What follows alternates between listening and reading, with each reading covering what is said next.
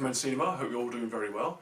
I thought we'd try something a little bit different today. What I thought we'd do is have a look at the state of modern horror movies. You know, the movies that have come out during the last few years, but especially by the likes of things like A24, you know, that distribution company. So let's talk about the state of modern horror movies. So over the last few years, horror movies have begun to emerge from a company which we're beginning to get familiar with, which is called A24.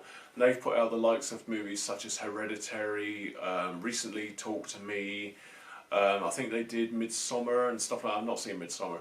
And those kind of movies, you know, and these are regarded as so-called elevated horror movies. Now, what they mean by that is that they focus on a heavier subject matter than the standard horror movie. So they will deal with things such as social issues, mental illness, and things like that within the context of a horror movie, or so they say. Now, in my opinion, these are mostly just kind of social dramas which have got horrific elements to them. However, we'll get to that in a minute. What we'll do is I'll just take you back in time to when I first got into horror movies. Now, when I grew up, my nan would sneak me downstairs and we'd sit and we'd watch the horror double bill that used to be on BBC. I think it was BBC Two back in the day, back in the kind of the late 70s, early 80s.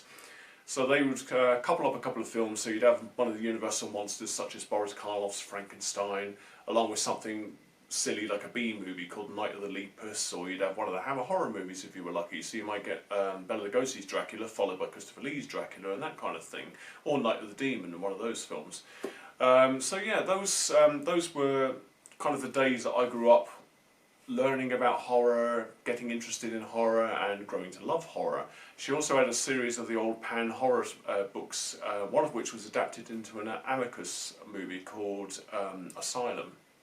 Of course, Amicus did some of these other movies like From Beyond the Grave, Tales from the Crypt, and things like that. So that was my grounding in horror. So, you know, you had these really great, really gothic, really spooky kind of stories, and they were great fun. You know, I'm a great lover of the Halloween period of October, which is why I'm putting this out now.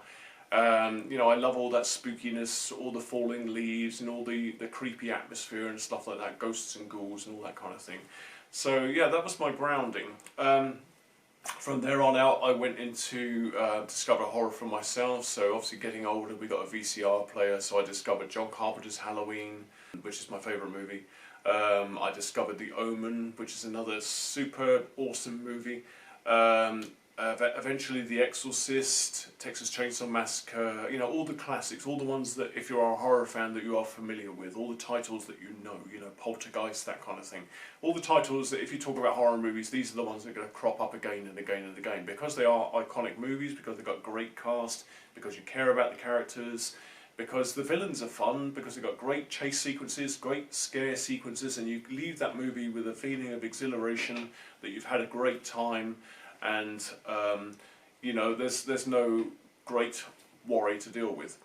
So yeah, so fast forward, and we are now getting to the likes of Scream, which looks back on old horror movies, and they comment on old horror movies, but again, they do it with that sense of fun. You love the villain, you love the chase sequences, you love the scares and the jump scenes and things like that. So this is what a horror movie is to me. It's a good time at the cinema. When I know a horror movie's coming out, I'll always go and see it at the cinema, because A, they're generally short run, you know, they're not on for very long, and then B, you know, you're gonna have a good time when you watch one of these horror movies. It might be the same for people with action movies and things like that. Anyway, so yeah, those are the kind of horror movies that I love. I love going to a horror movie and having a good time, or renting one at home, or streaming one at home nowadays, and just knowing that you can have a good fun movie, a couple of jump scares, and you come out the other end feeling that you've had, you know, like I say, a good time.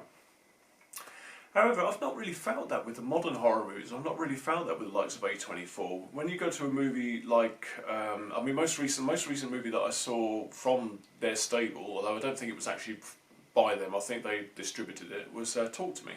Now, Talk to Me started off very well. It had this great premise about this hand that when you grab it, you can see a ghost or demon or something from the other side.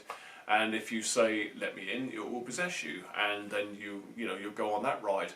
So it had a great premise from the off, started off very well. However, the one thing I found is that the characters were very bland, very boring. I didn't care what happened to them. They were very kind of depressive in a way, in the fact that you didn't attach yourself to them. There was nothing fun about them. They didn't have the kind of connections that the characters in Scream or something like that had. You know, when you watch a Scream movie, you identify all the different characters. They're all different, but you identify with all of them, and you care about them, whether they be the killer, whether they be one of the victims and things like that. So when something happens to them, you're emotionally invested.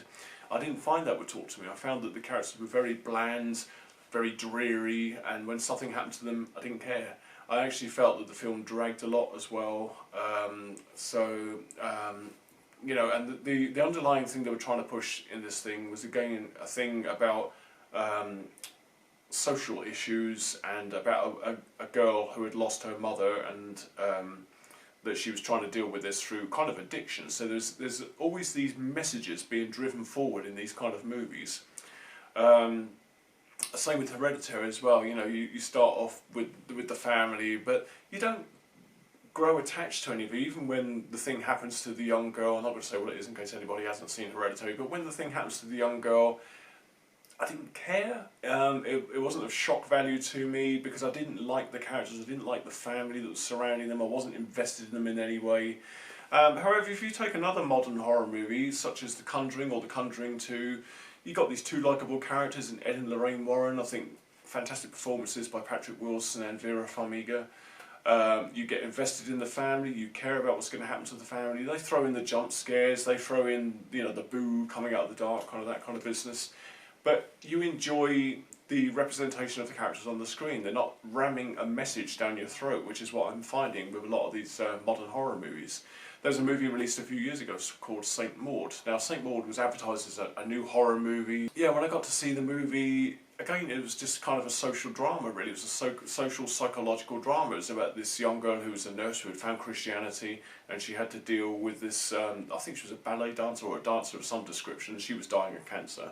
So she had to deal with her day in, day out, and she had conflicting thoughts about how she should behave outside of this work, outside of the Christianity. And yeah, there's a horror scene at the end which is quite horrific, but it's not a horror movie to me. It's a psychological drama with one horrific scene at the other end. There's no iconography about horror about it. There's no none of the thrills, none of the kind of the good time, you know. And if you're going to say, you know, not every horror movie should be a good time, I agree. You know, you got The Exorcist, which is a similar thing. It's about a young girl who's possessed, but it's just done so very, very well, and there are horrific elements in there. You've got the demon speaking tongues and the makeup effects and things like that. The Exorcist is a classic and will remain a classic. I think what we're missing from most modern horror movies going forward is that I just don't think they're going to be memorable enough for us to want to go back to. You know, I still, in this day and age, go back to John Carpenter's Halloween. I go back to the Friday the 13th series, Nightmare on Elm Street, Texas Chainsaw Massacre, Poltergeist. There's a reason they are classics, is because they're memorable, likeable characters, and you know, they spun out franchises out of them. Some of the franchise entries have been rubbish, of course. But, you know, those characters are iconic and they'll be around a long, long time. Michael Myers has been around since 1978.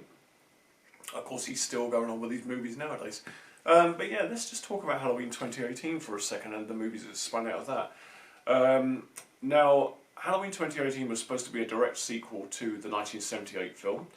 And in that, I was expecting that we were going to get more of the hiding in the shadows, the stalking, and that kind of movie. You know, the atmospheric thing that you got in the original 1978 movie, which makes me love it so much. But we didn't. What we got is the story of Laurie Strode, and Jamie Lee Curtis kept putting this out there in her interviews when she was doing them for Halloween 2018, and she was driving the fact that this was a woman who had suffered from trauma, and she suffered from trauma like 40-something years ago, and we are meant to believe that her trauma was so bad that she set her entire house up as a booby trap, and that she was out on the range every day firing at these mannequins because she had this trauma inside her.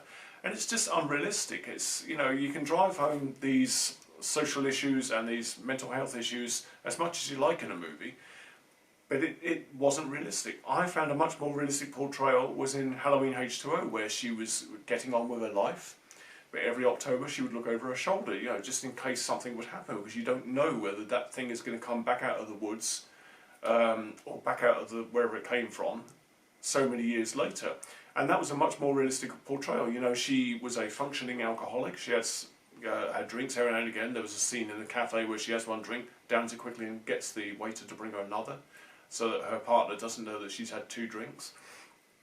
I thought that was a much more realistic portrayal.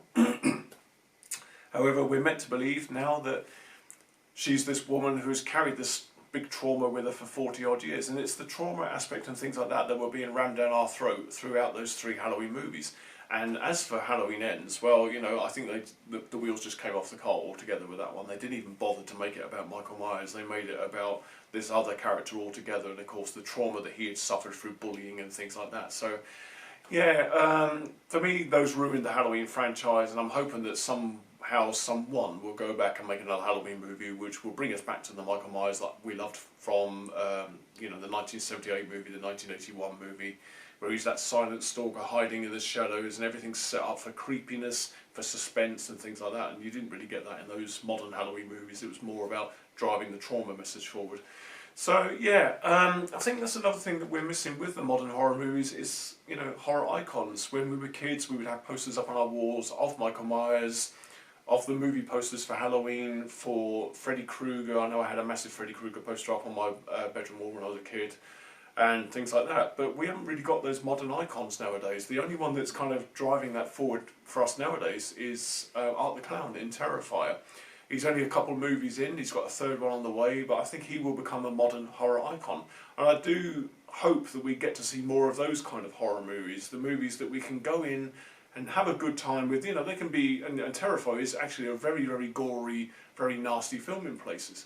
But you know you're going to go in with that movie and have a good time, and you're going to come out having experienced an exhilarating horror movie. Whereas you don't want to go in to watch one of these movies about somebody having depression and stuff like that and coming out the other end feeling depressed yourself, do you? So yeah, let's have some more of those iconic horror movies. Let's have some more iconic characters to go forward with in the future. You know, I'm not saying there isn't a place for Hereditary, Talk to Me and those kind of movies. There is. But let's not have them become the norm. Let's keep horror as it used to be. Let's keep our horror movies fun, entertaining, and, you know, basically a good time at the movies, which is what we've come to expect from horror movies in the past. Yeah, so that's basically my feelings on that. I just wanted to put that out there because I feel that we're getting a lot of these so-called elevated horror movies nowadays.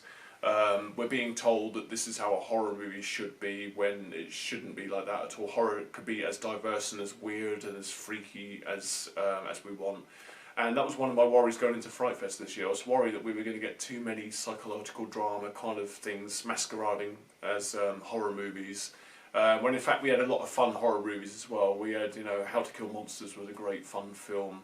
Really enjoyed that. Cobweb was a good film as well. So yeah, thankfully there are still the horror movies that we love out there, and I say let's support them a bit more. Let's show them that those are the kind of movies that we want.